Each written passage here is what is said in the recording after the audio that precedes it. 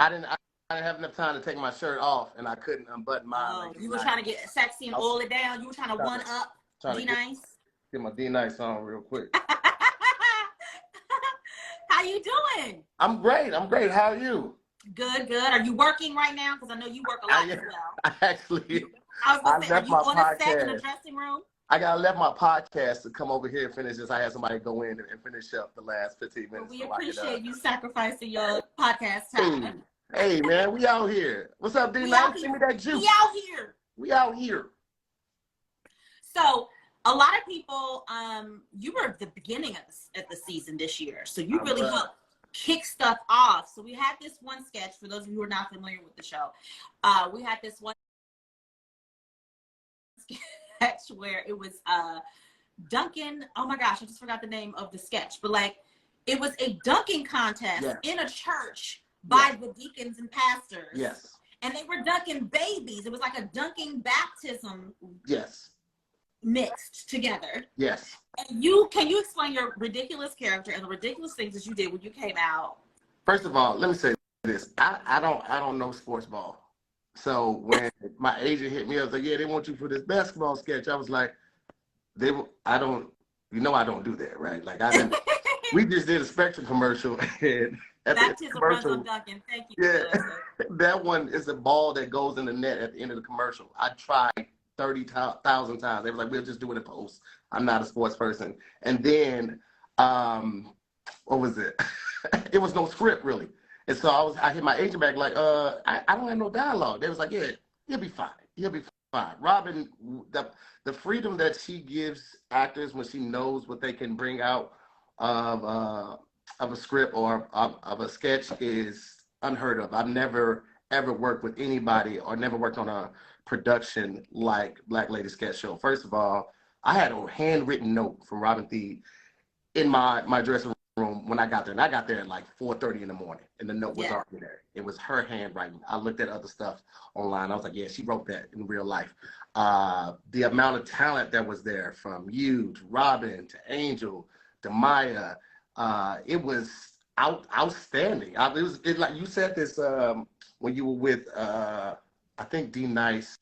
You were saying it can be intimidating, and it was because you guys had already gelled, and it was always a good energy there. But man, y'all, I'd never been on a set like that. It was amazing. One of my best. You know, it's funny. We hear that a lot about like our set experience is so unlike any other show that people have been on. There's this synergy of love. Like it's high stakes comedy. It's embracing you to want to be a part of that energy and that thing. And like you said, there's this thing that Robin does behind the scenes that we don't even see.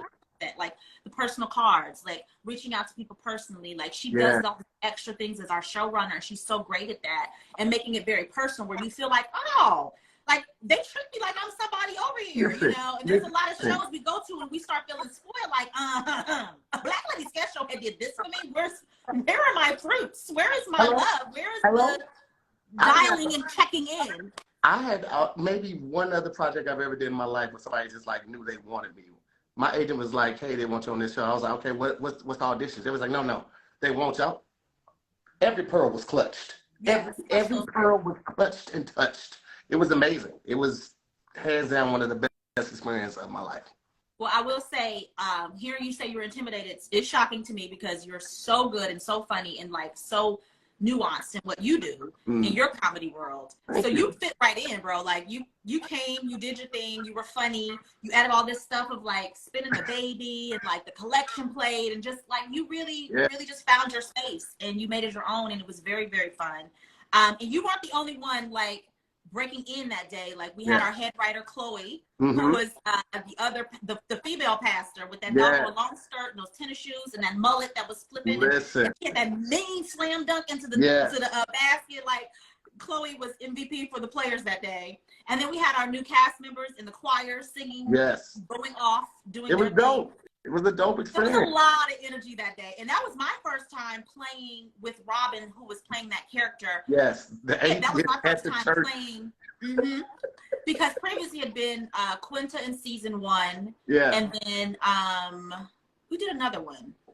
Lacey played with her in So this was my first time in that world with Robin, who like kills that character. Kills it. So it was just a lot of fun. It was amazing. It was so seamless too. And like I said, going into something not having a script, I didn't know what to expect. But the fact that she just gave me free range to just bring the character to life was, it was top tier. And it shows a lot about her casting and her ability to pinpoint the talent that she wants to work with and why she wants to work with them. So it was a super dope experience all around. 1000%.